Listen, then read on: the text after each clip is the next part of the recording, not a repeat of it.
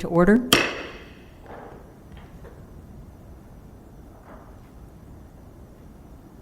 Roll call.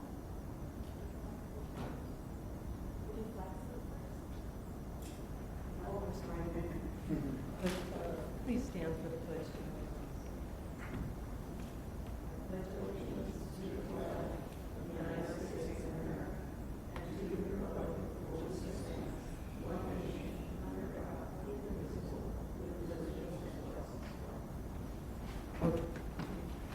Roll call. Do we have Commissioner Purvis? Commissioner Cowan? Commissioner Brittenfield? Commissioner Ray? Here. We do have Commissioner James Spann absent. Can we have Commissioner Carell? Here. And then also Marion Hanlon is absent as well. Okay. Can we have a motion to approve the minutes from the last meeting as submitted?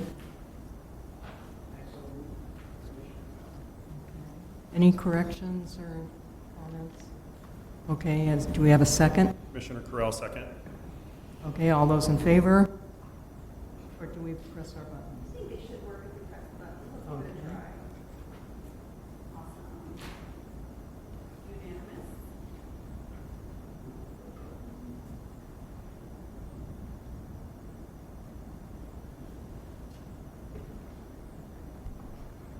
All right, we have no written communication. Oral communication, do we have anyone in the audience who would like to speak about anything that is not part of the regular agenda today? No public hearings, so we're starting with current business, design review for 1050, I'm sorry, looking at the last minutes. Mills Act for 153 East 6th Avenue. Lori Hatley, applicant. Yes.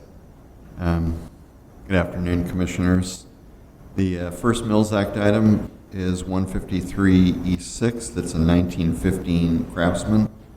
It was put on the local register back in 1992, so they are here simply to request a Mills Act contract.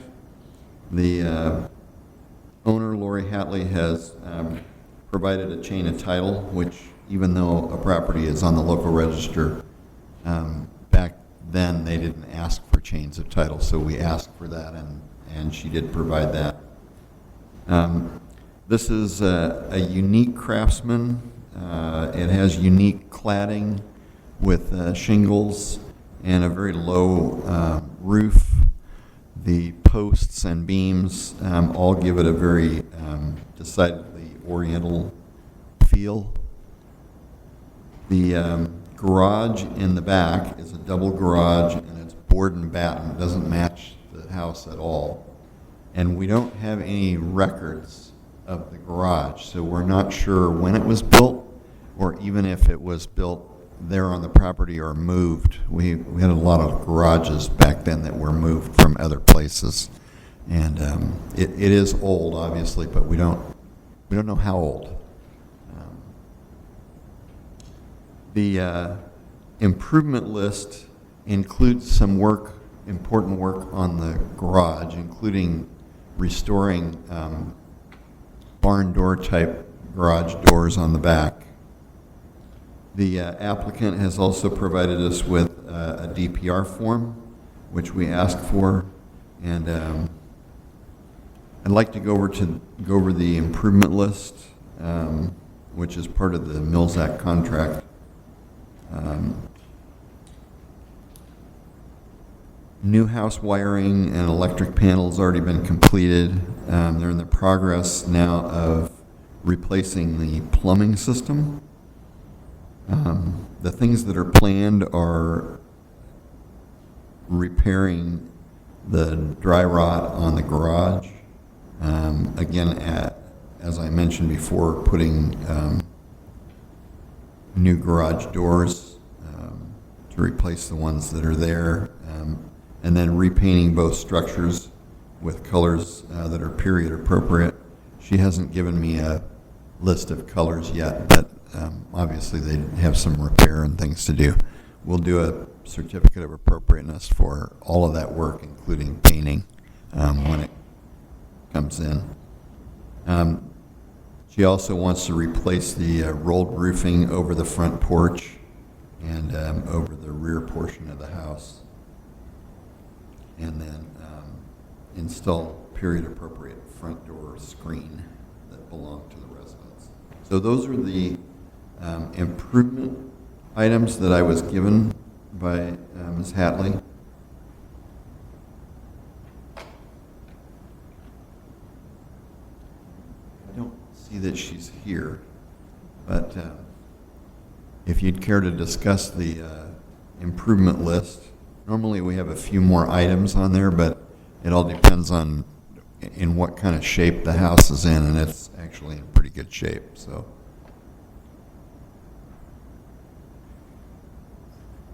Commissioner Purvis, do you have any photos of the garage? did I not include one? I mean, it's pretty nondescript. It's board and batten, but We're also missing photos of the sides and rear of the house. Is there something missing from our packet? Or?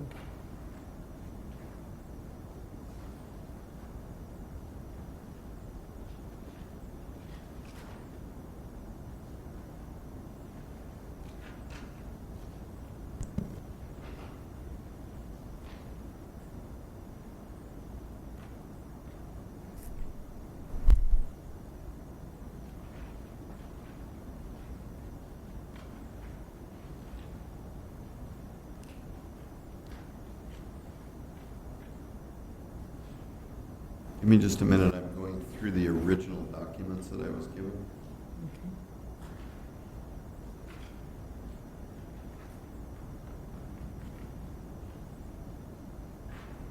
I have another question. Was the garage actually included as a part of the designation? That's the question. Well, she's asking that it is, yes.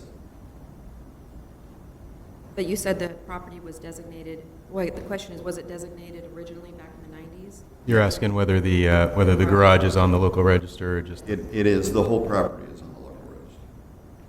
I do not see any side photos, even in the original documents that that were submitted. There are some for the other house that we're going to look at in a minute, but not for this one.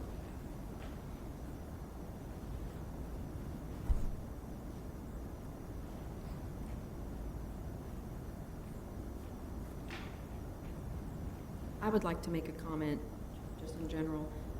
The installation of the new house wiring and electric panel, that's already been completed, so it really shouldn't be on the Mills Act list. Well, we usually include things that this particular property owner has done, but not the previous owners.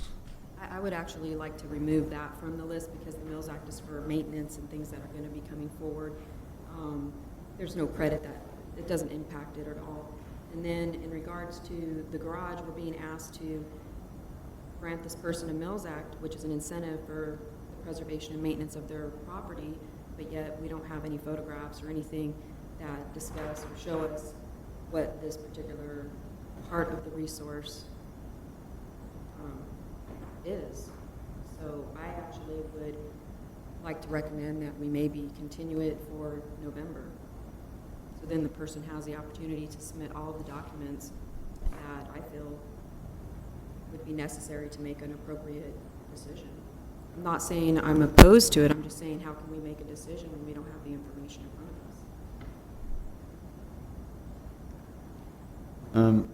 Would there be a way to pull up Google Maps, the alley, and look up? Yeah, the computer in front of right here has it's on right now, so if you want to just grab it there.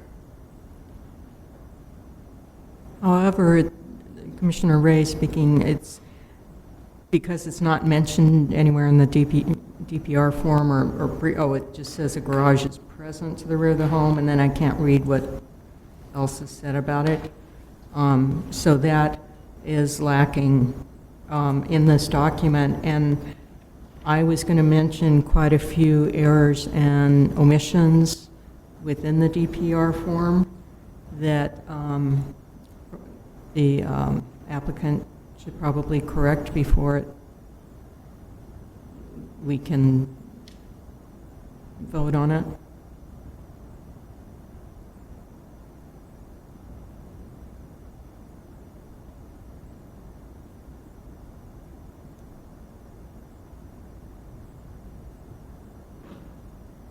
Okay, so this is the garage. The board and batten garage. And one of the things that's on the improvement list is to remove these garage doors that are here, replace them, including the rolling hardware inside.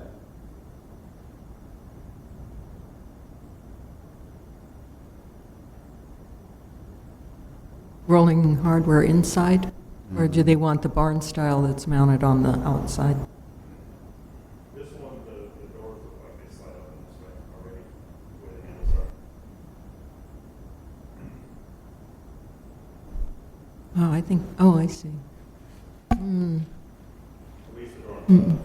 Yeah, but the door on the right, I think they're lift-up, old spring type. But we don't have, Okay, so the exact wording in the original application says restore, repair original barn door style garage doors and original rolling hardware. there is a bar across the top of the garage doors. It looks like something that might have, unless it's just wood trim.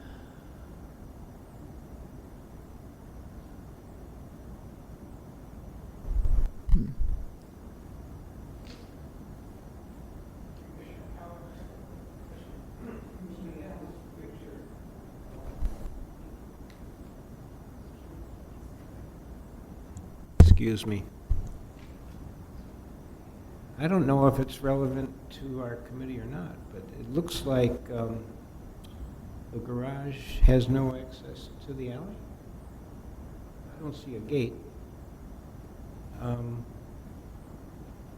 Seems like it's not serving its original function, and I don't know if that's a concern or not. I'd just like to point that out.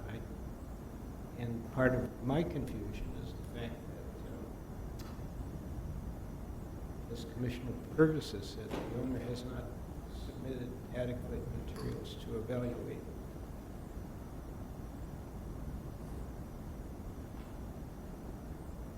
Commissioner Ray, I even wondered that the size, the proportion of it reminds me of a more modern garage, so I don't believe we even have a date. We don't know how old it is. Is it on Sanborn maps? I think, She didn't provide me one.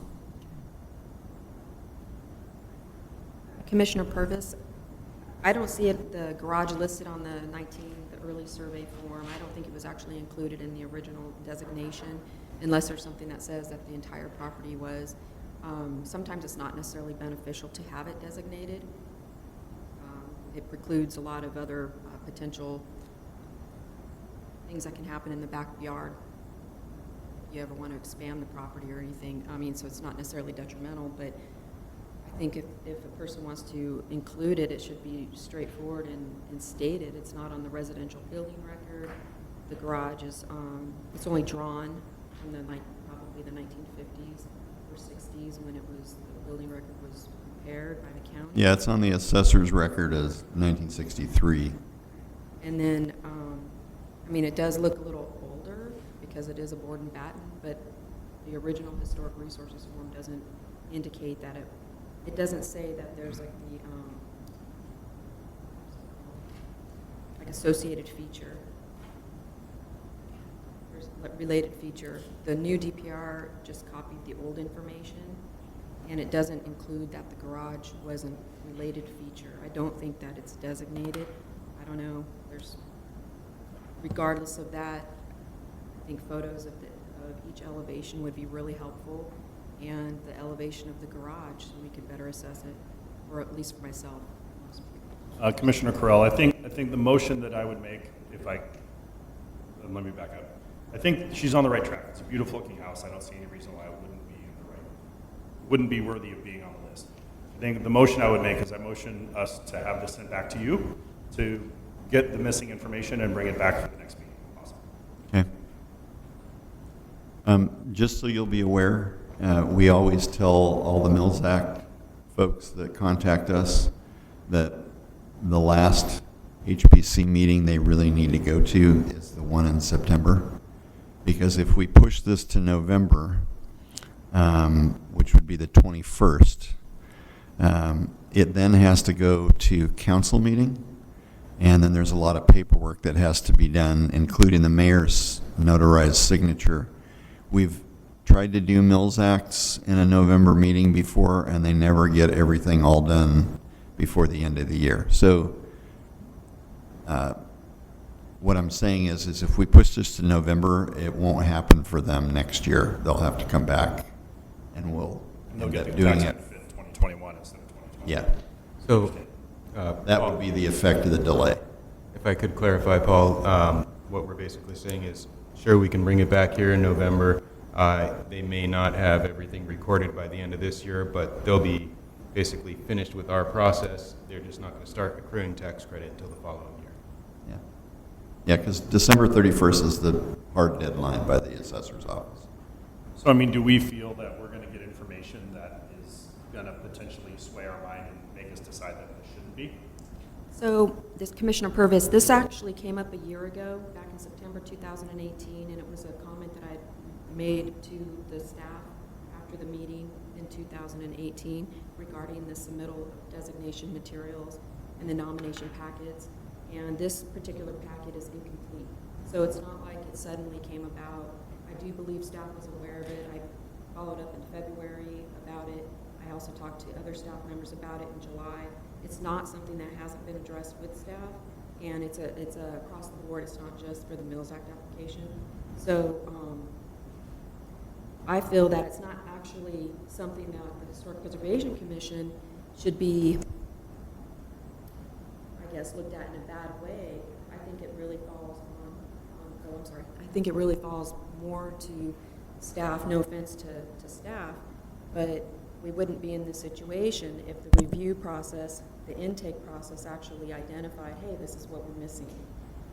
I would happily talk about this issue afterwards, like after all the items on the agenda have come to an end, and we can maybe address, I don't know, come up with some type of submittal requirements, and maybe talk about how staff is reviewing intake, because I feel that this has definitely been addressed a couple times by me, and I'm sorry for the property owner, and I think that it's a error that staff made, and I apologize to the property owner if you're here.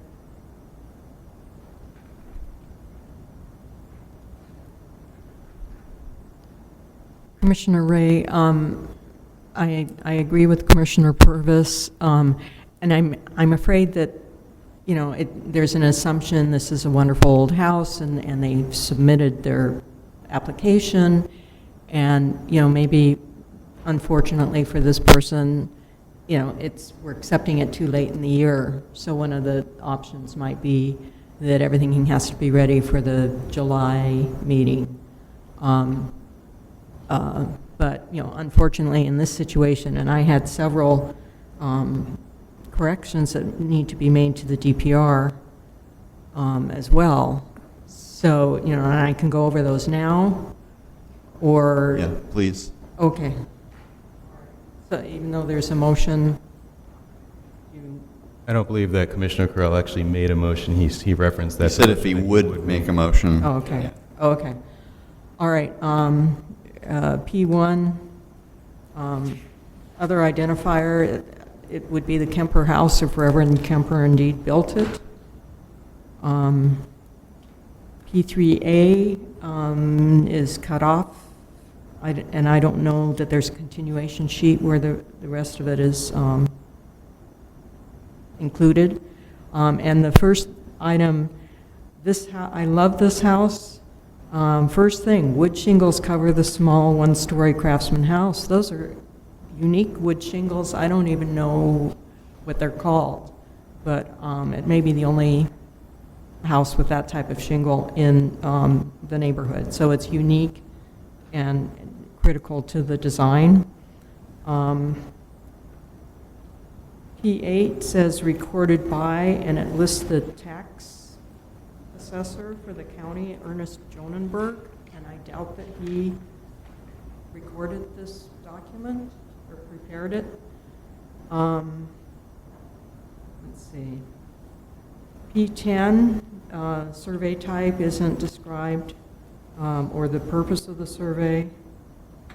Attachments, the box for building structure and object record needs to be checked.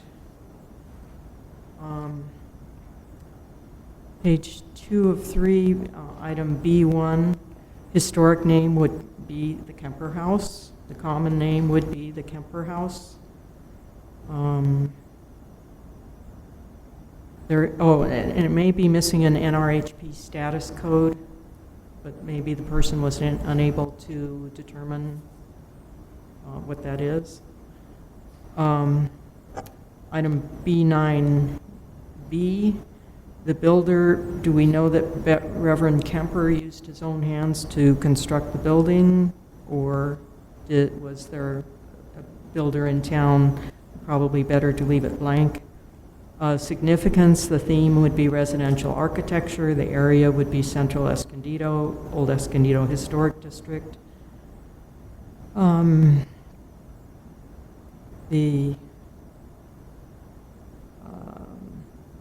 Then the description, one of a row of a variety of Craftsman houses on the 6th side of East 6th Avenue. Says Judge Lawrence Turrentine, an uncle of Major Lloyd Turrentine, that's Mayor, not Major, and that's also on the staff report listed as Major. And then it says lived here in about 1920, so that's just a context kind of thing. I think there's quite a bit more that could be written. I wonder about the research that was done for this, because it looks like it only mentions what was mentioned on the survey, the original 92, I think it was, survey. So I'd like to know more about the other people listed in the title, the grant, the title listing. I did just this afternoon, I looked up, and Maris Oakes, who came into possession in 1919, happens to be Francis and Lizzie Kemper's daughter. So there is more. I think the Bergquist family may have something, possibly Humphrey family. So I'd like to see more discussion, including on the current owner. I've always requested information on the current owner, because this becomes a state document, and it is something for future generations. Then down to B14, the evaluator really wasn't the City of Escondido Historic Preservation Commission in 1990. So that needs to be addressed. Those are my corrections. If you wouldn't mind, if you can maybe give us some, I don't know if you have some notes on that, if you might be able to give that to staff when we're done, that'd be great. Glad to. Thank you.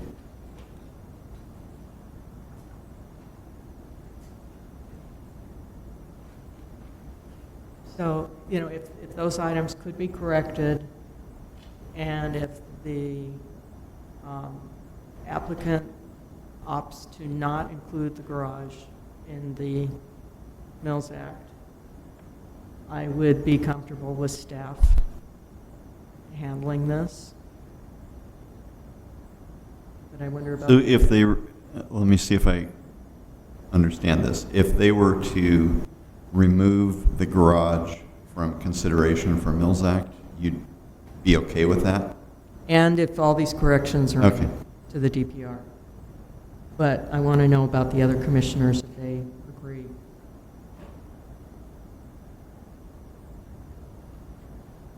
Commissioner Purvis. So we kind of have a problem, I think, in general. Back in March, we were told that the Downtown Historic District did not really exist. We were told that because it didn't follow the proper procedures for designation. So today, you're asking us to follow or to recommend the Mills Act incentive, which is a state-sponsored program for a property that has questions regarding all of the contributing elements to the designated resource. So I get a little bit of mixed emotion here. I think the house is great. I would absolutely have no problem supporting the Mills Act recommendation. I have no problem with that whatsoever for the house. But what I do have a problem with is bending the rules, because we have a problem with the Downtown Historic District where apparently it is not a historic district, because apparently the rules were not followed properly. So you're asking us today to slightly bend the rule. And I was hoping to bring it up towards the end of the, the meeting when we have open that opportunity to discuss it, and not at this particular junction, but because it's being asked, I don't want to necessarily, I understand the dilemma, it's a financial incentive, that's the whole point. But there's other things that are happening, like you're asking us to make a decision on something with incorrect information, incomplete information, and then saying, oh, it's okay because we can visualize and we understand, oh, visually it looks like a historic property. But then we have a district that we've had for 40 years that the community and people recognize. It's listed in our general plan like that, but we were informed in March that it's actually not a district. So I don't know. That's my take, sorry. So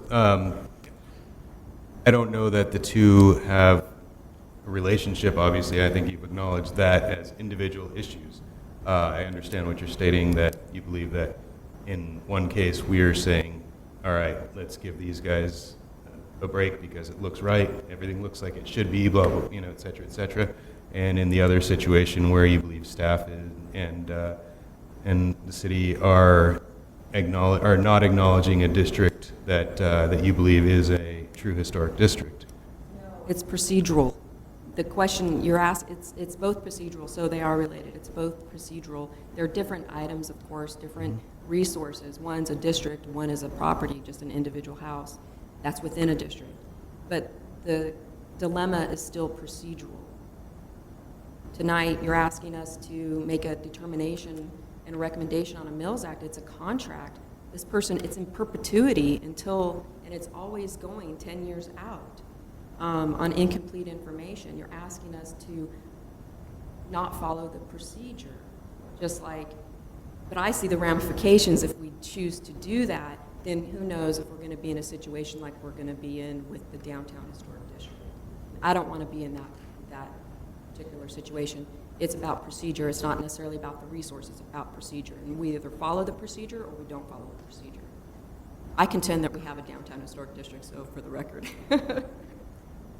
So basically, I believe then what the issue is that for this specific item, it does not appear that, from your perspective, Commissioner Purvis, that we are following procedure, which it seems like the commission has kind of made that point, and then at this point, I guess it would be the commission's purview whether they would ask to have this continued to a future meeting or to approve or to recommend that the city council enter into this contract for just the house or whatever it is that you guys so feel is appropriate. But I understand that that your concern is that this one here has not fully followed the procedures as far as providing the accurate and complete information. I would like to make a motion, and I'd like to do a two-step motion. Well, actually, I guess not. I take it back. So the motion I'd like to make is that we continue this item to November, to give the homeowner an opportunity to get all the ducks in a row and everything submitted. And then the deadline isn't until the end of the year, and so maybe staff can do what they can to help get it processed by the end of the year. And then they could still possibly get it for the 2020 Mills Act application deadline.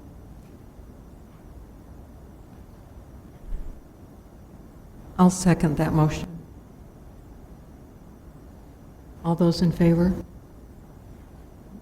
Or,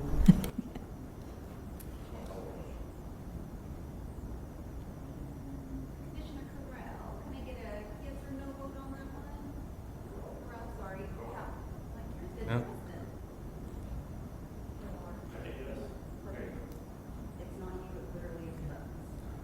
Thank you. We have 5 yeses on the motion. okay, we're moving on to item 2, a Mills Act for 134 West 6th Avenue. Correct. This is another Craftsman just down the street on 6th, across the street. This house was started in 1915, but not completed until 1936. It's a California bungalow. That means it's very unique because the inside of the property is much different. It shows 1930s architecture and elements, whereas the outside looks like it was built in 1915. It is on a very tiny lot. Most of the lots in the old Escondido neighborhood were 50 feet wide by 140 feet deep. This one was divided in half. It's very narrow. We, because of the zoning, consider it non-conforming because of the size of the lot. The lot next door, which is 136, has another house that's sort of the twin of this one. And although we don't have any written evidence, it's surmised that the owner of both properties, William Schmelz, built these 2 houses for his twin sons. Unfortunately, Mr. Schmelz took ill in 1915 and died in 1916, and the properties had to be sold. So we may never know the truth of that rumor. There is a garage in the back off the alley, and it's actually on both lots.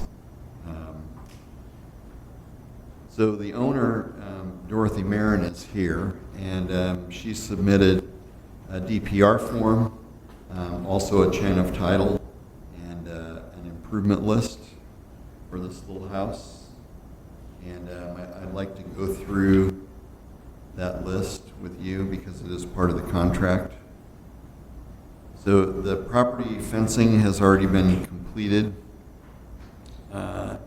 They plan to replace the front door with a period-appropriate door, to repair existing wood frame windows, to add period-appropriate screens to those windows, to re-roof the main house, to remove a satellite dish from the roof and then make the repairs necessary where that was, repaint the main house with period-appropriate colors, replace the turf that now is next to the house with drought-tolerant landscaping, something that we always appreciate, sprinklers off the cladding.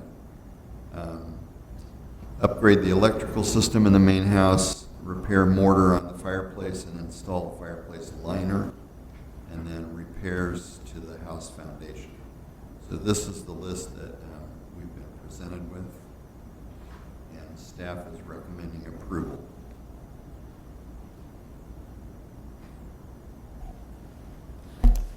Commissioner Purvis, I would like to request that the work that has already been completed be removed from the list of the Mills Act. There's no reason to add it. Can add it under construction history on the DPR form, which would be nice. Then there'd be a record. But other than that, there's no benefit or non-benefit of having it in there. and I think it's a really nicely written DPR form. I think it'd be a really good sample for future reports. And thank you very much. I appreciate you taking the time to do it. Any other comments?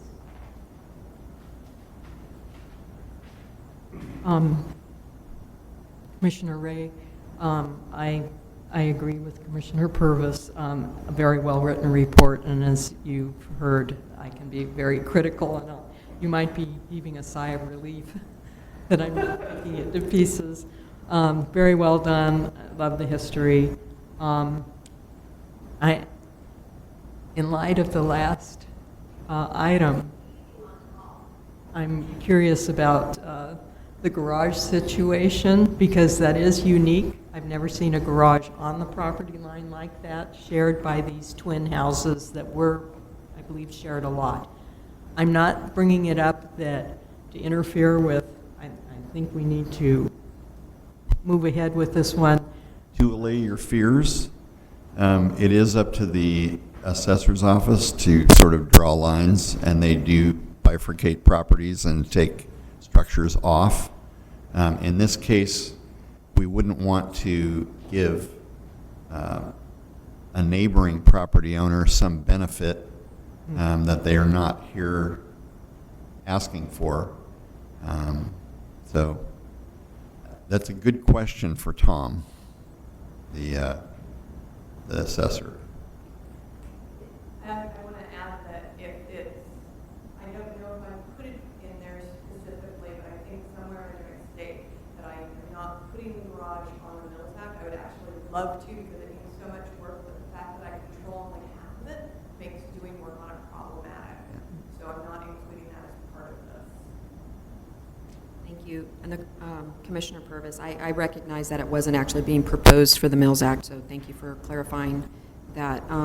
And in terms of the assessor, yes, they do bifurcate Mills Act resources as well as additions to resources. Yeah. But as the Preservation Commission, that's actually something that we would be dictating as well.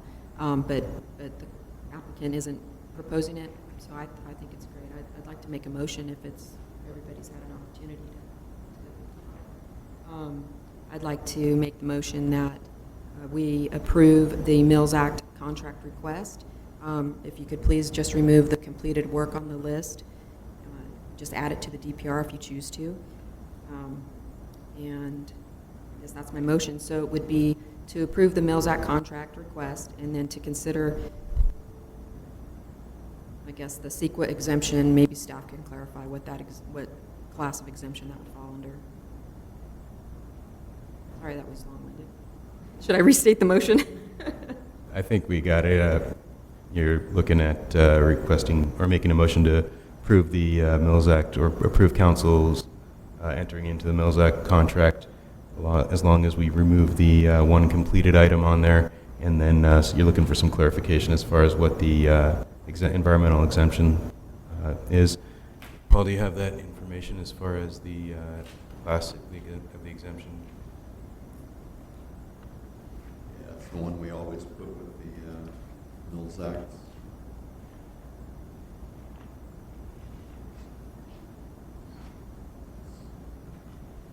Yes, that's correct.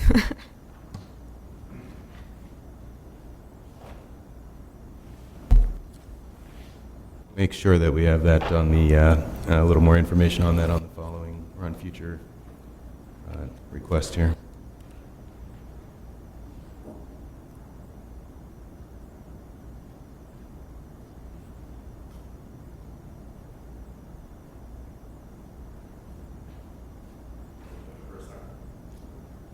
Second. Okay. While Mr. Bingham is looking up the information, I believe we're voting.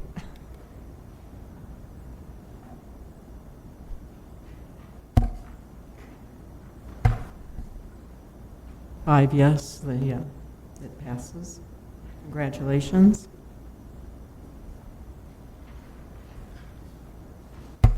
Okay, we're moving on to item 3 regarding the proposed downtown project Aspire.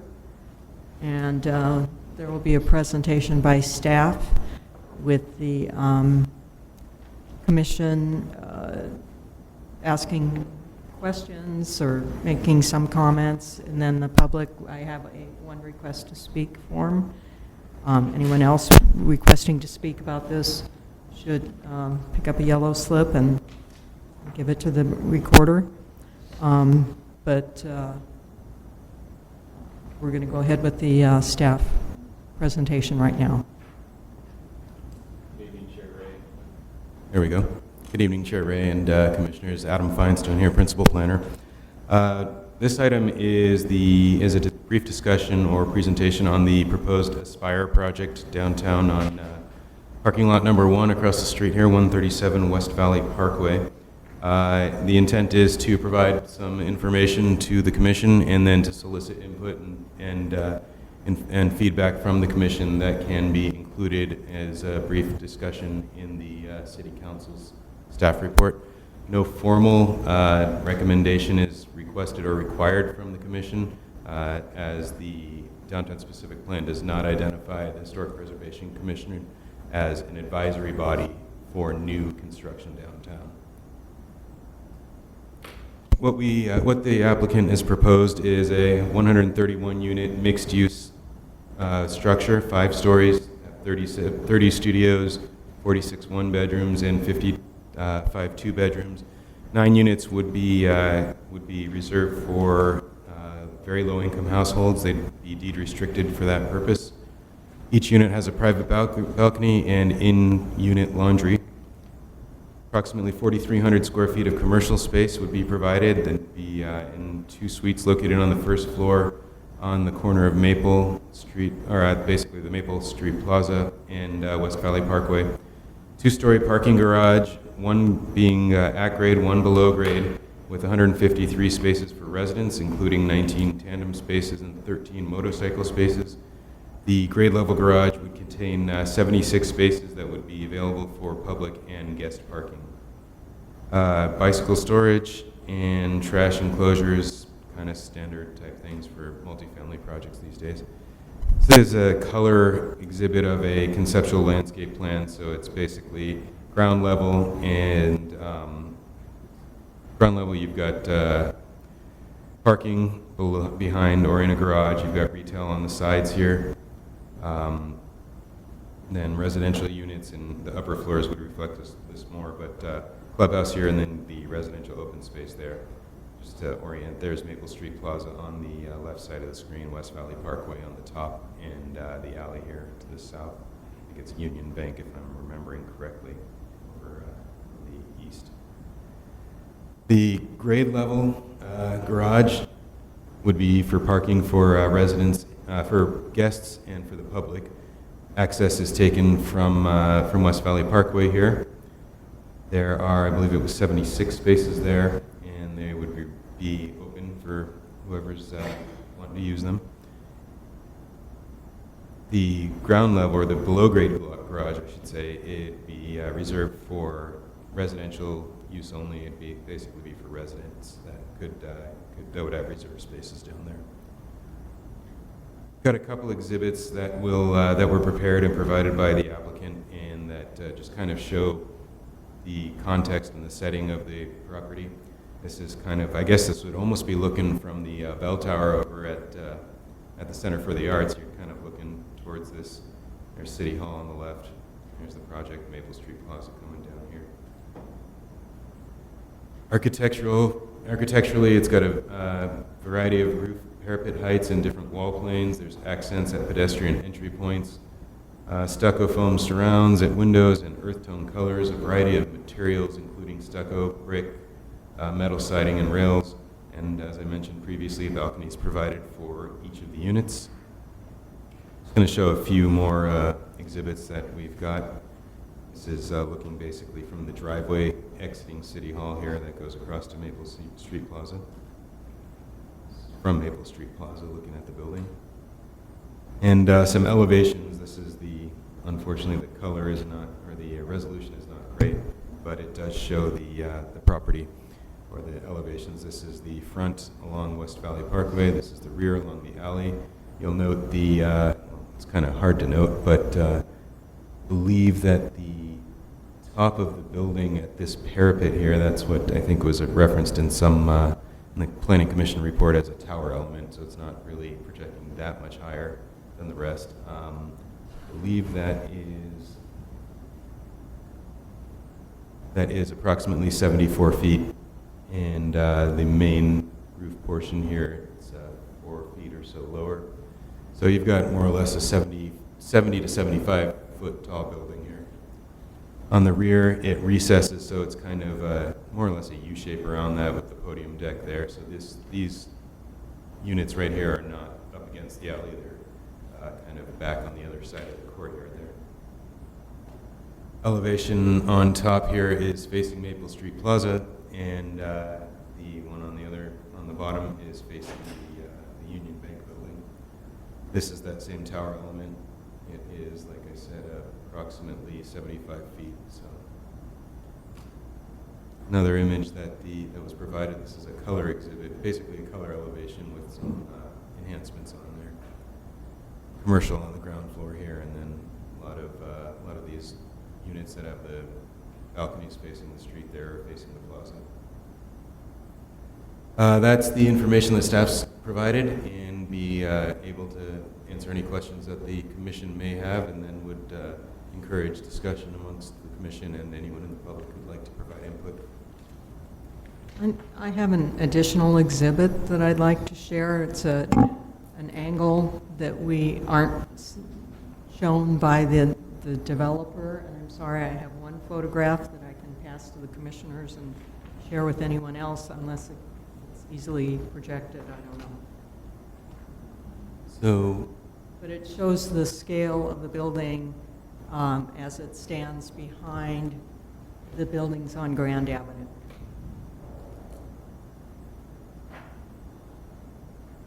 yeah, unfortunately, we don't have a way to Okay, protect it we right can now. just pass it around. Is the building going to be 6 stories or 5 stories? On your handout on our packet, it says 6 stories, and then on the first slide, it said 5 stories, so I don't know. I'm sorry, what was that now? Is the building going to be 6 stories or 5 stories? I believe it was going to be 5 over the garage, so it's 5 residential. But it stands 6 stories up from the street, Correct. and 75 at the tallest and 65 at the shortest. Sounds Okay. perfect. Okay. Any other questions? Anyone else who'd like to see it? It's here.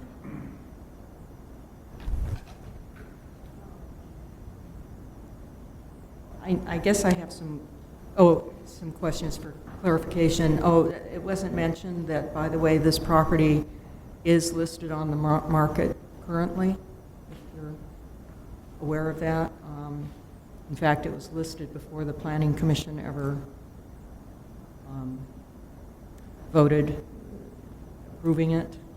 And it is, of course, pending the approval from City Council, but apparently the developers is so comfortable that it will pass that it is on the market already, and it will be built by a different builder, or a unique builder.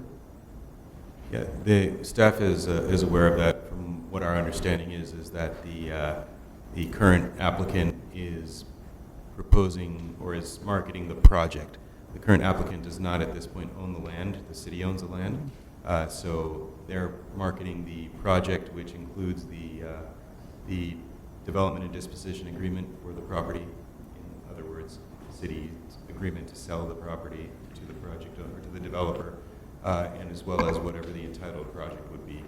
Now, whether it's entitled or not, that's still up in the air. City Council's not made a decision on that at this point. Okay, so if the City Council does not approve it, the sale will not go through.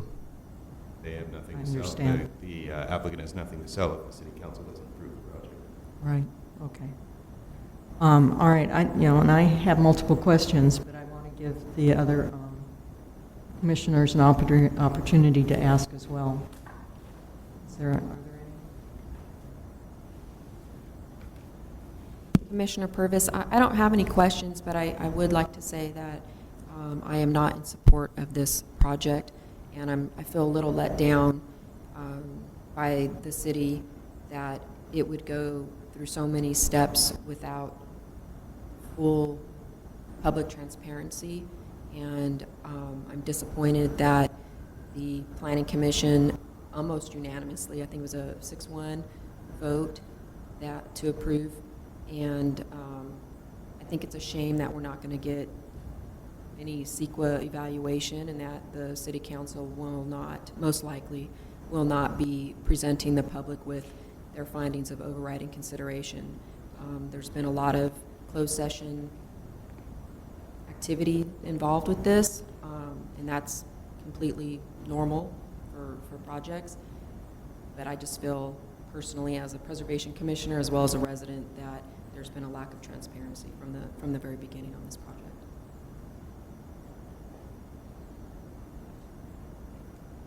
So the only thing I was going to say, and correct me if I'm wrong based on what you said, we have no purview over this. We have no jurisdiction. There's nothing that we can say or do that will affect the outcome of the project, correct?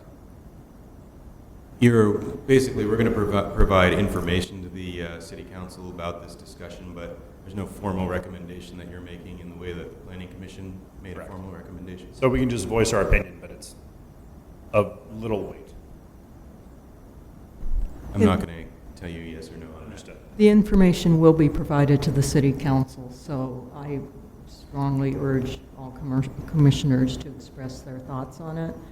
I do have some questions regarding the presentation, and go ahead.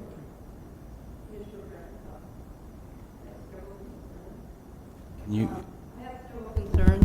One is I don't. Okay. My concerns are, first off, the design. It does not even meld or blend in or even fit in the area at all. We're not downtown San Diego. I don't know why we want to think we want to be, but we're not. And I know that Errol's given several examples of Santa Barbara. I spent a lot of time in San Luis Obispo and County. They're doing a lot of construction too, and yet it doesn't stand out as being significantly different than the rest of the city. It works really well. My other concern is being a local resident here and very close. You're bringing a lot of rentals into this area. I didn't buy in this area with the idea of living in a rental complex area. And I have concerns that it's going to be a lot of transient movement in and out. I don't know how that's going to help the economy of the city. Thank you, Karen. Commissioner Cowan here. Looking at this from the standpoint of historic preservation, seems like there's nothing in the area that's being preserved, no theme being preserved.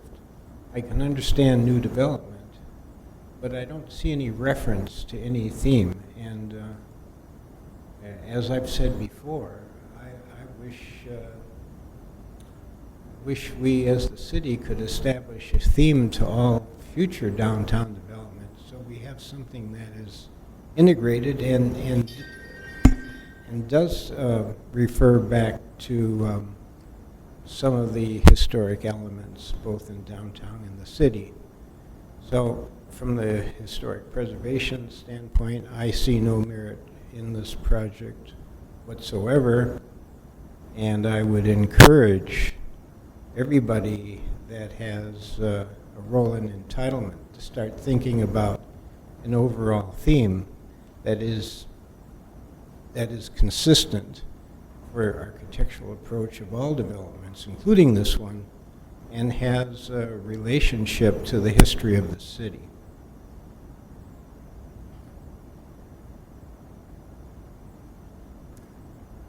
Commissioner Ray, I've been to multiple meetings regarding this project, and my questions continue to go unanswered.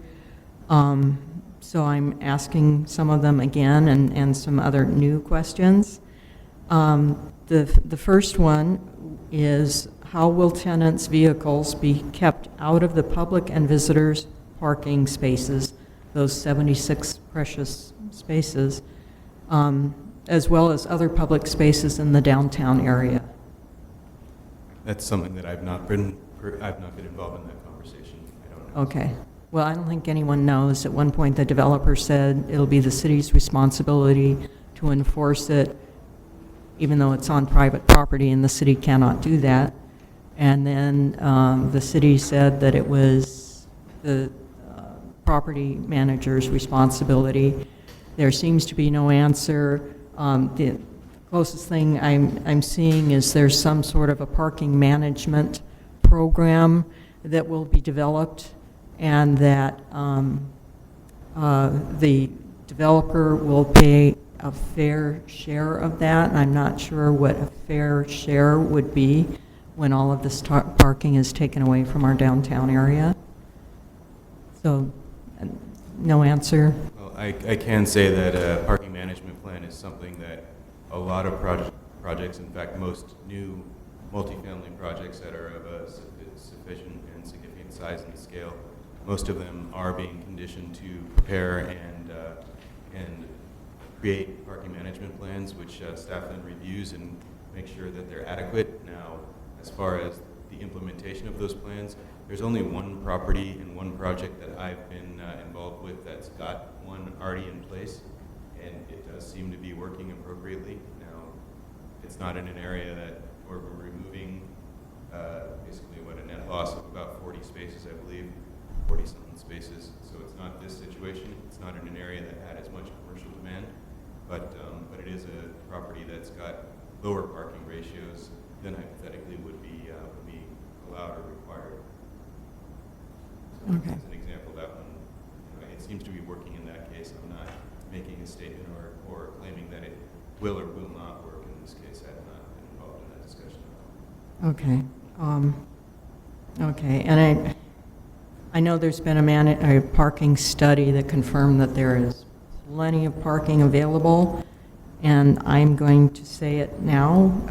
If there is plenty of parking downtown, the city council members, the city attorney, and the city manager have reserved parking space outside this building, and I would hope that if they approve of this project, they will relinquish those spaces because they'll be needed. We all know that those will be needed, even if the parking study says not. My other question is, where are children supposed to play?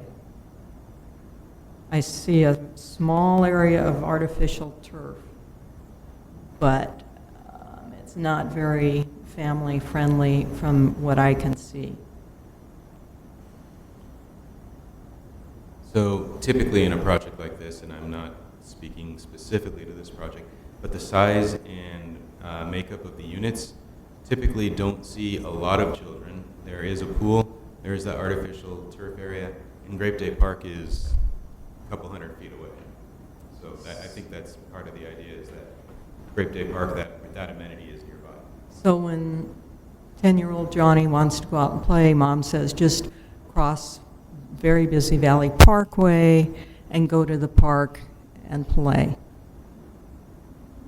And is the developer compensating for the impact on Grape Day Park and the buildings there?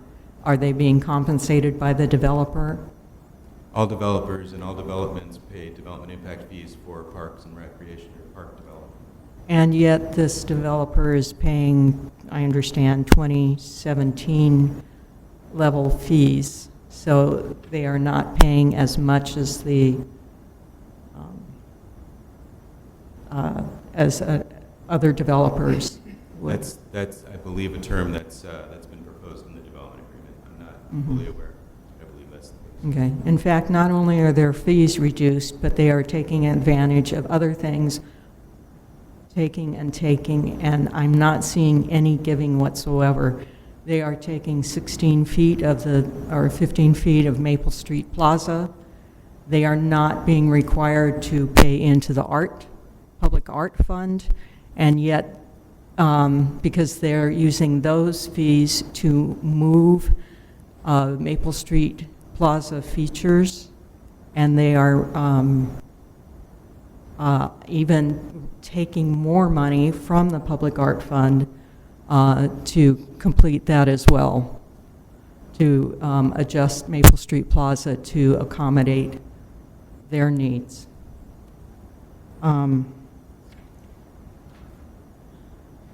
I question this project. It's not a good fit for our historic downtown. It's not, it's too large.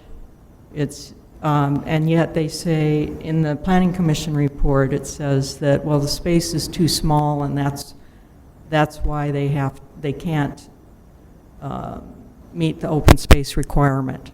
Well, if that's the case, they need to make it smaller. The answer isn't just keep it the same size.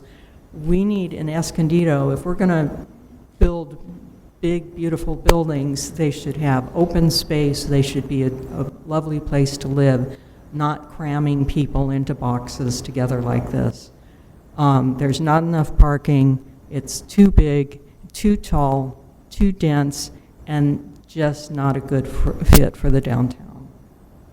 I'm sorry, I didn't mean to get into all of that, but I couldn't help it. Commissioner Correll, do you have any? I don't think I can have anything to add to that. I mean, I agree in general. I think taking away the parking is a negative. I think the way that the building looks and how it's going to look from historic Grand Avenues is not going to fit anything around it. I mean, to Commissioner Cowan's point, we really don't have a theme downtown as we are now. It's a hodgepodge of 80 different architectural styles and different looks of buildings, but it's historic. It feels historic. This building's not going to. So, I mean, I don't agree with what they're doing, but honestly, I kind of feel like that doesn't really matter that much. I agree with you completely. I think they're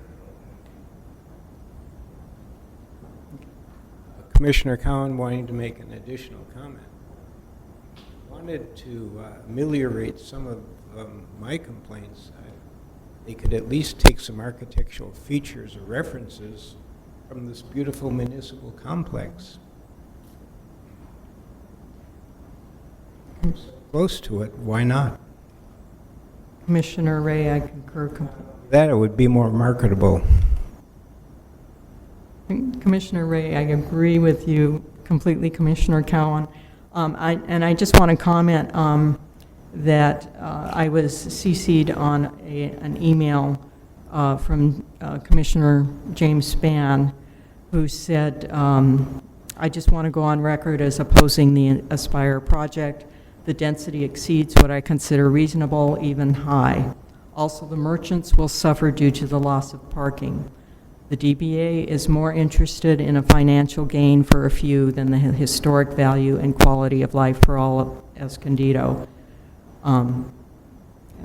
So that was from James Spann. And I have to add to that the DBA, it seems to be, the board is in favor of it, but most of the merchants that I've discussed this with are not in favor of this project, and some are fighting it quite seriously. So based on that and our comments, I would definitely want the record to reflect that all 5 commissioners present here today, as well as one who was not, are opposed, vigorously opposed to this project. And I hope that that is reflected in the staff report to council.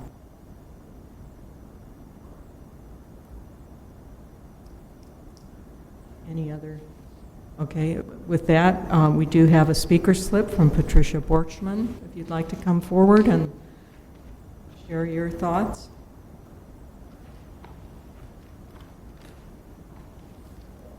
Thank you. My name is Patricia Borchman. I'm a resident in Escondido. I want to go on record to indicate that I do support infill development and the concept that it's necessary to provide opportunities for affordable housing, and there's a trade-off you know, where infill development, the premise is there's infrastructure here. This is, you know, the place where density increases are appropriate, where infrastructure and transit opportunities exist. However, this project, I agree with comments by all your commissioners that it doesn't fit. I support infill development when it's done carefully with quality architecture that blends and transitions to the historic district. In Escondido, I want to remind you, the Planning Commission, the applicant, you know, reaffirmed that the public was promised a Class A project. However, in looking at what's been produced, I don't think what we're seeing is, you know, meets that expectation. They have requested extreme incentives in terms of reduced parking, reduced open space, height increases, and collectively, I think the concessions are excessive and beyond the extent to which there's a reciprocal community benefit. They're rental units instead of home ownership, and I think that's a departure from what was, you know, part of the equation. And this is a landmark location. It's a gateway to downtown. It's the premier, you know, entry point to Maple Plaza, and you know the city has invested millions there. And I don't think we should be entertaining a project like this that proposes to project or encroach, you know, 15 or 16 feet into the Maple Street Plaza public space to accommodate their dining area. It's going to be exclusively used by their customers. It's no longer, you know, that public space. I think that's a big factor. I think it needs to be more compatible with, you know, I appreciate the comments from your commissioners to indicate that there's a need to develop a theme and integrate some of the features that are here, both with City Hall and, you know, could be some of the patterns that are displayed at portions of the California Center for the Arts. This project is, I don't think, good enough, and I think, you know, it would be a mistake for the City Council to approve it as is. So thank you for your comments and opportunity to speak. Thank you. Commissioner Ray, again, there was one other thing that I wanted to mention. When the public outcry is in opposition to this, the Planning Commission and staff members say, well, there's nothing we can do. The state and Sandag are mandating this affordable housing. We have to accommodate it. But I say, show me the documents that say we have to accommodate it in parking lot 1 in our downtown. I throw this idea out there that we have a mall that isn't doing all that well, I understand. And there's a huge parking lot out there, and what a wonderful place to put a development like this. I think it would be very appropriate. I think there are all kinds of other places throughout the city where this could go, just not where they're saying. Commissioner Cowan again, if I may.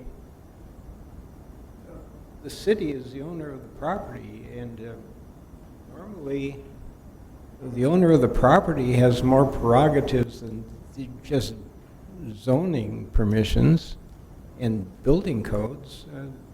There can be all kinds of deed restrictions and covenants. The city as the owner can place more demands on the developers, not less. The thing that makes me puzzled, if this project is being offered for sale before it's even built, then who wants it and why? It's simply money making. I've made money in development before, I admit it, but I'm really concerned about the mass and the proximity to this city complex here. This is one of the best resources we have, and to have it overwhelmed by something that's so proximate is very, very questionable. In Washington, D.C., they have regulations to save the prominence of the public structures. Why not here? Why are we eroding this beautiful place? And its significance? You shouldn't be overwhelmed by that, like that. Thank you. Commissioner Ray, one other question I have is, I will assume that there will be some blasting to excavate for the lower level parking and foundation of the building. I wonder how the adjoining properties will be protected. You know, century-old buildings that are going to start cracking and crumbling. And also the fact that the water table is so high here, what the impact might be as a result of that. So I can say that as far as the water table issue, I know that they've done geological survey or geotechnical survey, and they determine where that water table is, and then determine appropriate ways to address dewatering or whatever other mitigation to make sure that that doesn't become an issue. I'm not going to say that that always works as proposed or as identified, designed. We've seen something else in the city here that went under construction and then wound up having water intrusion issues, but that was a number of years back. As far as the potential impact, seismic impact on adjacent buildings, that's something that, again, I think the geotechnical report has been providing some light on. I'm not, as I said, fully aware of all the details on this project, but part of the building permitting process and the grading plan check, they're going to definitely consider and put something in place to make sure that any of those impacts would be adequately addressed. All right, any other questions? Okay, I believe we're finished then. Any other comments from anyone in the audience? Yes, and I'll put out a slip. Okay. My And question is- can you state your name? And My name is Dolores McCliston, and I'm a resident. My question is, what about the infrastructure? Infrastructure downtown is old, and what are they going to do? This project has been given a break on the fees. Are they going to pass a bond and stick it to the taxpayers and residents? Thank you. all right. I believe that closes this item on the agenda then. And then there was a demonstration of property records by staff.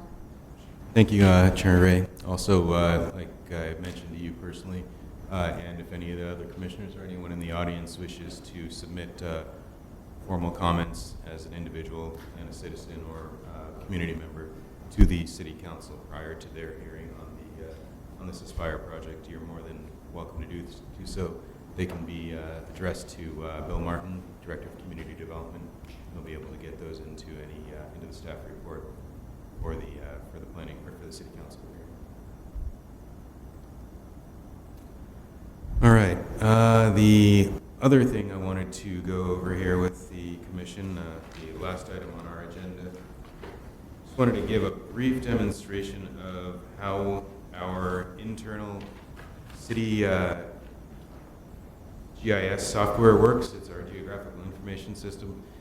And this is kind of going to shed a little light on a couple of the issues or a couple of the items that I've had discussions with a couple of the commissioners on in the recent past. Basically what this system is, and it's proprietary, it's been designed by our information systems department. But it allows staff to view different properties and to click on different properties and pull up information on them. For instance, this one's the city's property. It's the part of the Center for the Arts, your City Hall, has zoning information and the like. Some of this information is usually available to the public on our city website. That service is currently down, but they're trying to get it back up as soon as possible. Looking hopefully by the beginning of October. But what I really wanted to use this to show and to give a little bit of info on was two properties that I'd been that I'd had discussions with a couple of commissioners on, and how certain things happen. For instance, one of them here, this is a property on West Mission, 1002 through 1028, I believe are the address numbers. This property was recently demolished. Pretty much every structure on here, almost every structure, and you'll see in a second when it stops thinking. The really close resolution, or really close images show very recent, probably within the last 2 months, images there. So property's pretty much cleared up at this point.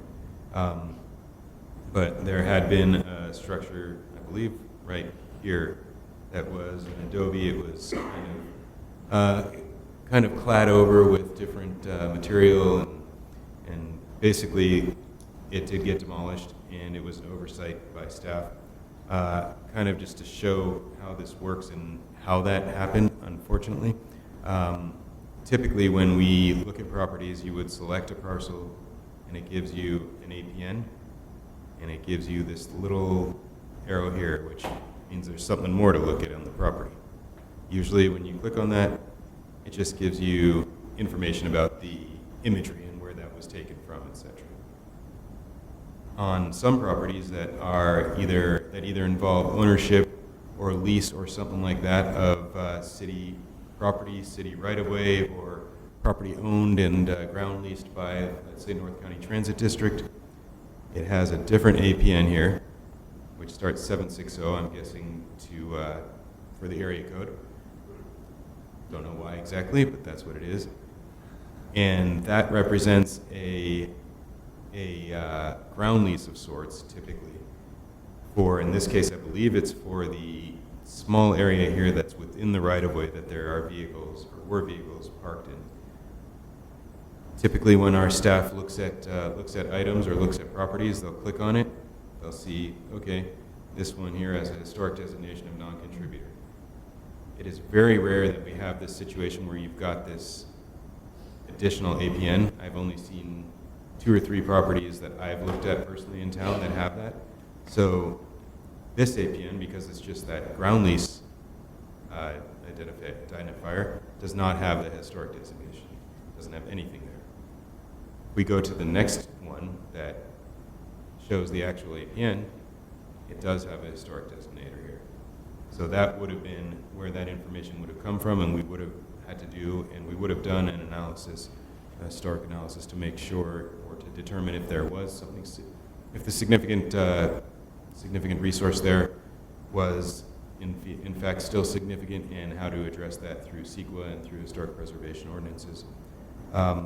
Unfortunately, as I said, it's very rare when we have this situation where you've got that 760, and our staff did not click on the little thing, didn't notice that that might be the case, didn't click on this little guy here, didn't see this here, and a demo permit was issued. So that's kind of an explanation on how the system works to an extent, and a little info on why that happened here, why that property was demolished. The other one, and just kind of another way to show you how this system works, there was some question as far as a property that has been recently modified. I believe, if I'm not mistaken, it was a property on 231 East Grand. Was that the one you'd asked me about, Chair Ray? I believe so. So this one here, it was recently renovated. I think it's still under renovation to become a sushi restaurant. There were questions that were addressed to staff regarding the historic status of that. staff was not aware that anything was historic on that. The other properties nearby show historic here, addressed, the other side of it too, on both sides, few doors down, etc. Nothing showed up on this one, and in addition, we double-checked our hard copies. There's nothing in there on the on that structure as far as being in our survey anywhere. So, Okay, well go ahead. may I? Commissioner Ray, yeah, because that happens to have been Escondido's first city hall. And that exactly backs up some comments that have been made today, that anything that's done in the downtown historic district, whether it's a certified, every detail done, or basically acknowledged in city documents as a historic district, should be seen by the Historic Preservation Commission. These are two sad losses, and it's just frustrating that we can't say anything about infill. We can't do anything about our tremendous historic downtown. It just happens without any historical expertise reflecting on it. And I had hoped to have an item on the agenda today. I hope that it will be on the agenda at the next meeting in November, that we will discuss our responsibilities as far as reviewing what goes on in our historic downtown. And I appreciate this explanation on these two properties, but I just hope we aren't hearing an explanation again, an excuse. I'm hoping that the problems are fixed and staff is educated, or the system is modified so that this won't happen again. Yeah, I've already discussed with staff, with the other planning division staff members, the issue with looking at the next little screen, next little arrow here in any situation, but especially if they're seeing that 760 APN initially. The other one, though, like you were saying, that this was in fact the city's first city hall. We were not aware of that. So yeah, that we had nothing on our books anywhere that was telling us that. Commissioner Purvis, the Adobe over on Mission, that was actually listed in the 1980 survey, so it was identified as a National Register eligible resource. I don't know anything else about it. And then this particular property on Grand, 231 Grand, was actually also identified in that early survey. So the surveys are identifying it. So what's happening is people are looking at the surveys, and whether it's staff error or oversight, or if it's a consultant's error and oversight, or an applicant's error and oversight, kind of leads me in the direction of I would really like a copy of the list of the contributing and non-contributing resources in the downtown historic district. And it would be great to have a copy of the 1990 survey and then 2001 survey submitted to the South Coastal Information Center, so the consultants can make sure that they review them, because they're not being directed by staff to make sure that they review them here on site, here at the City Hall. So this way, at least the South Coastal Information Center, known as SCIC, would have them for their consultants that go and do research and report writing here in the city of Escondido. And of course, like I said, I would sure like to have a list of the contributing and non-contributing resources in the downtown historic district. And it'd be nice to see a copy of those surveys up on the website. And then, and on a positive note, your GIS folks are great. This is really marvelous. And in a matter of fact, they can add a layer of that survey on this too, just color, and then they would know, hey, these buildings are located in the district, because the GIS is layered, but it's really nice.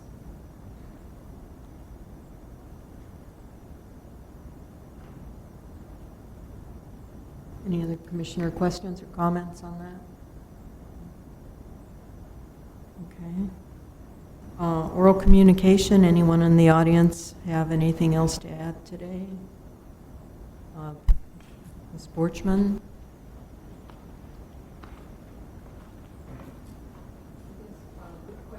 Oh, sorry, hold on. Sorry. A question just occurred to me when you guys were discussing GIS application and its layers.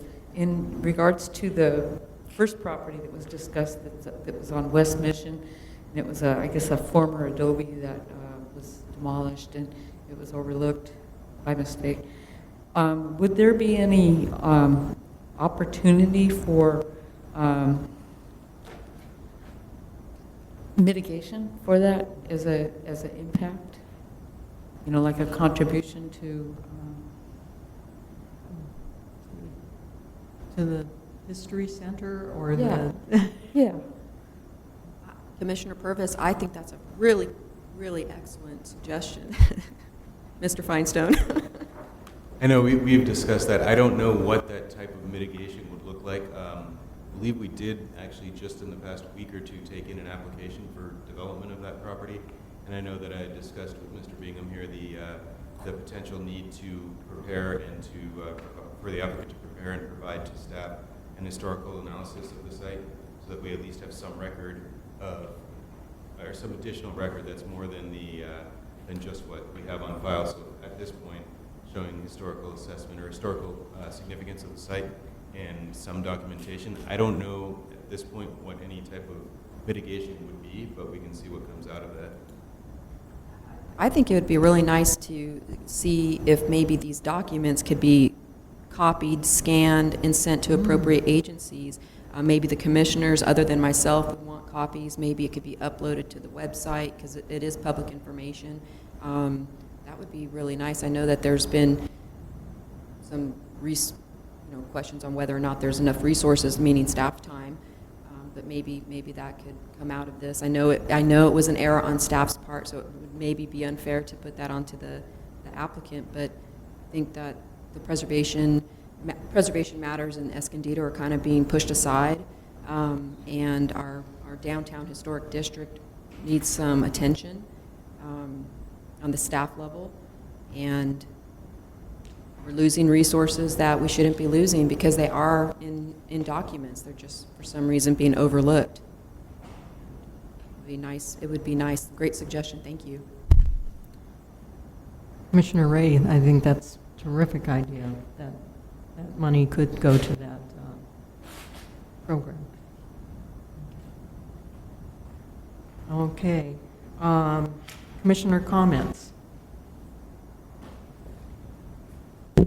Commissioner Curl, I wanted to bring up something you'd mentioned about on the Mills Act list of not liking to see work that's already been done. So I don't know if it's something that you wanted to try to direct to them to dissuade them to show that anymore. Because I know, like on my house, the Mills Act application, I think 2 or 3 of the things were things that they already done. So I don't know if that's something we want to try to encourage them to not put in there anymore.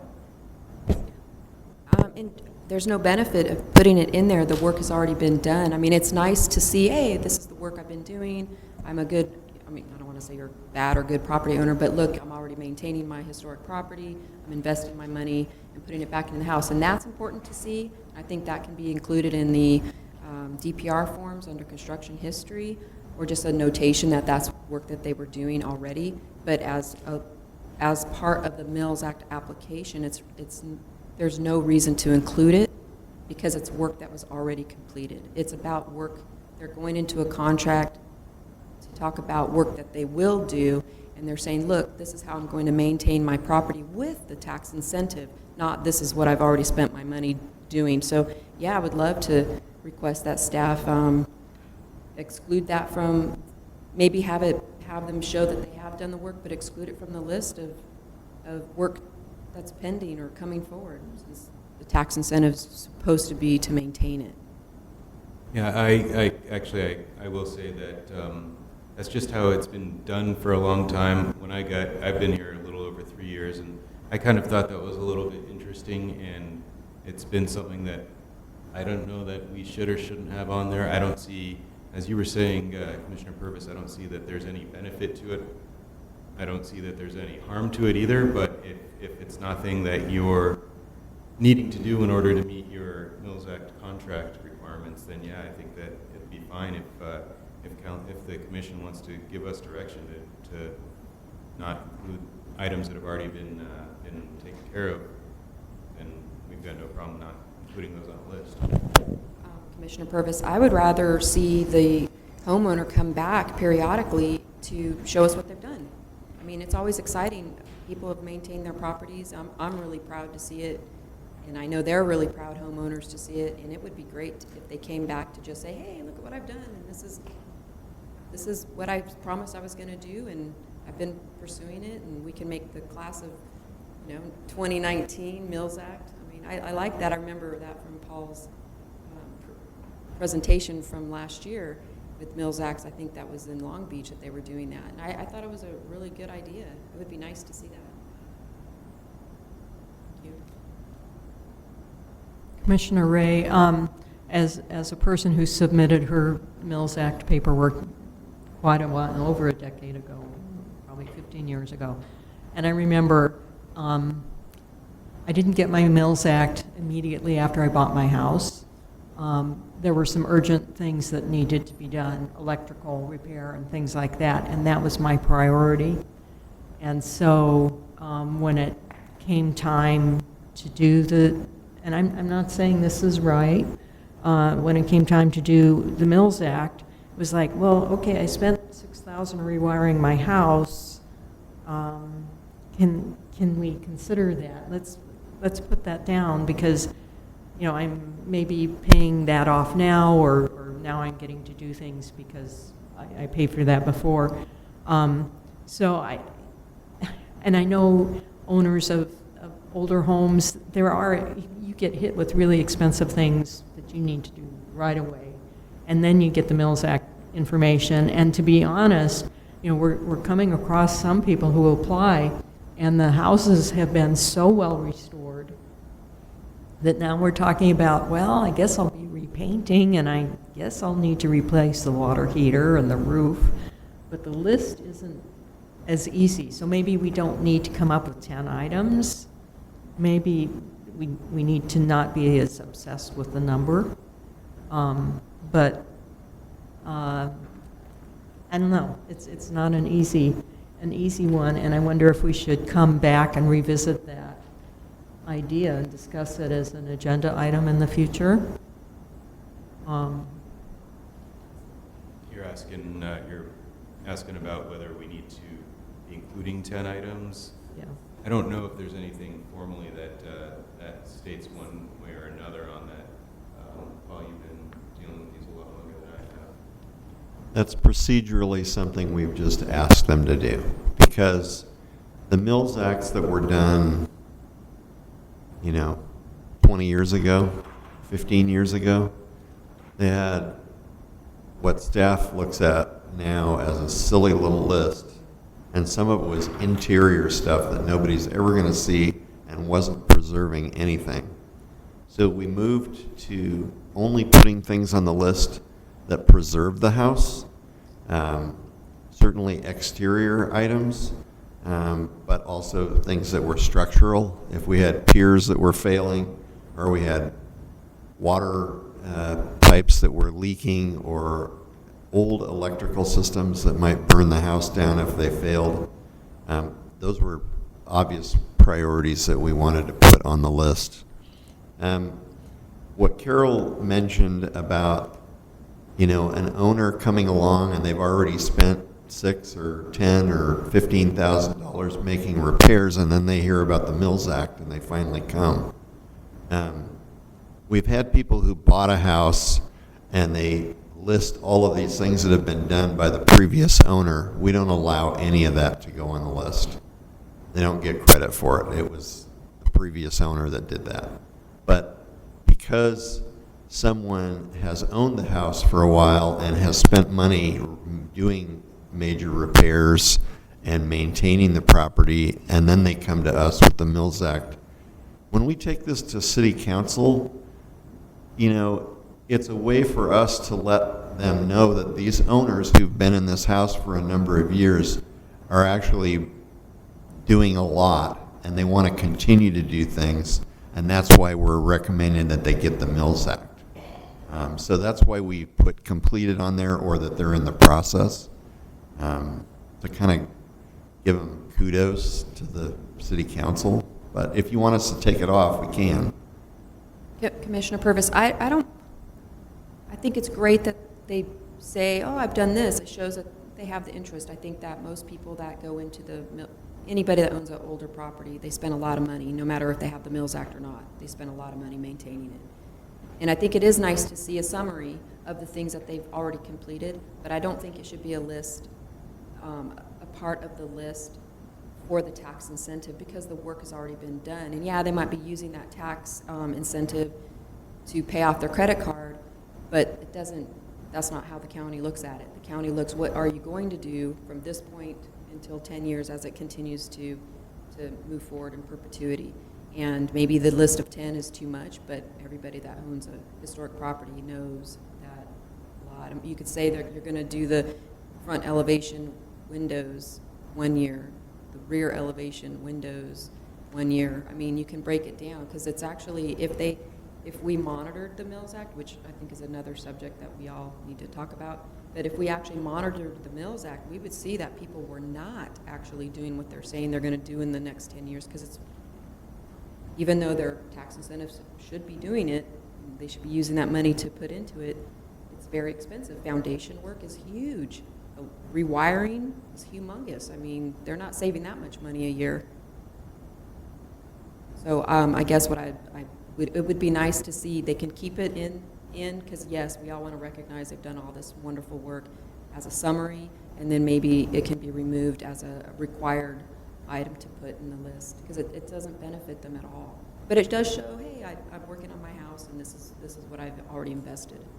My recommendation on that then would be to include these kinds of things in a staff report as, kind of information that this is what the property owner has done, and then just not to include them actually as part of the contract. Yes, I would not include them as part of the contract, because the contract is specifically for work that is to come, and the work doesn't. I would just, it's a contract that people are entering into, and I would be really critical if I were entering into that contract. I would be very careful what I say I'm going to do.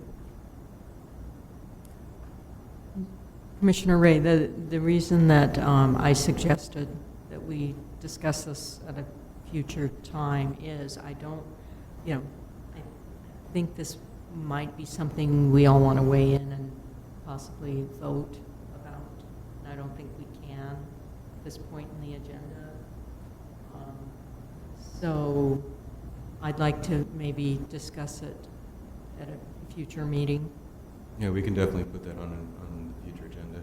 Because I appreciate Commissioner Purvis's comments, and I can see where Mr. Feinstein, your idea to just include it elsewhere would work as well, but I want to make sure that that we have input from the whole commission. Okay. And that said, just bringing up the Mills Act, I do wonder how if we are able to carry out the inspections that we are legally obligated to anymore. And it also occurred to me,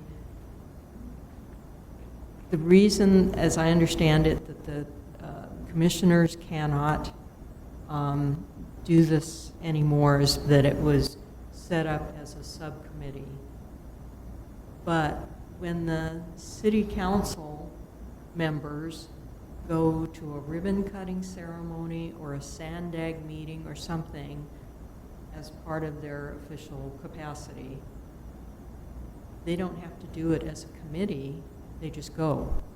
So why can't it be part of our responsibility to do Mills Act inspections and go? Why is there a committee that creates all these legal issues?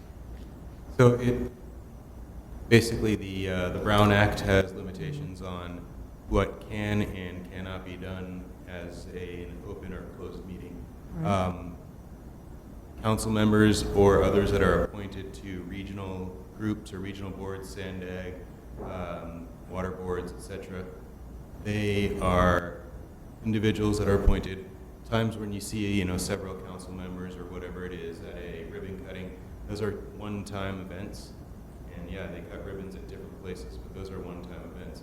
Staff's concern is twofold. One, as a ad hoc committee, it's intended to be something that's for a finite period of time with a specific goal. Ongoing inspections and visits is not a finite goal, or a finite period of time and a specific goal. And in order to do something where you set up a ongoing and formal subcommittee that is continually in existence, it would have to be open to the public, and staff and our attorney's office do not believe that it's appropriate to open up someone else's home to the public so that the commission or subcommittee of the commission can inspect. Can we go about it in a manner that we agree annually, or once a year, we vote on us who can do it for a period of 1 year, then the next year bring it up and vote on it again? When we talked about this the first time with our city attorney's office, the concern was it's still an ongoing process. It's not, even if it's different commissioners, it's still the same subcommittee that's still working and doing the same thing. If we agree on it, it is. But we don't, so last year we didn't do it. Next year maybe we have a meeting and we have a motion and we decide to do it next year, and then maybe the next year we don't do it. So, All right. yeah. And I'm still not clear. Let's do this, though. I know we had discussed, you had asked about, Commissioner Ray, you had asked, or Chair Ray, about potentially agendizing something for this on the November meeting, on our agenda for November. So let's do that. We can have a more in-depth discussion on it, and hopefully I'll be able to get some more, kind of using this discussion, get some more input and advice from our city attorney's office, and be able to provide a better and more sufficient update at that point. Okay, yeah, if you can check with the city attorney and find out why it has to be a committee. Why it can't just be a responsibility of the commissioner. So, I don't know what you can. Okay, any other comments? Okay, then with that, adjourn to Thursday, November 21st with a lot of items already on the agenda.